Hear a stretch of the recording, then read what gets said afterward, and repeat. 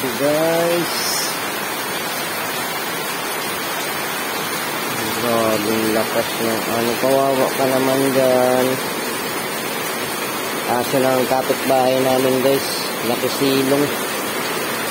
Ano Sam? Giniginaw ka na ba? Aso ng kapitbahay namin. Hindi ata napapasok kagabi. Nandiyan ka na magdamag Sam, gininaw. Ito. Kawawa ka naman dyan Sam. Ito. Ito. Ito, sapin. Sam gininaw na ito magdamag si Sam dyan.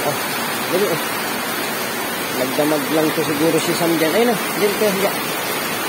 Grabe lakas ng ulan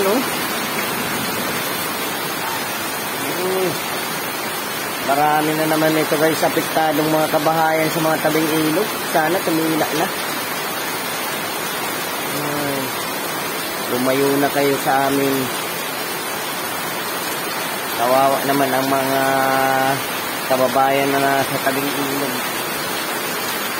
Maraming pinsala. Kawawa din to.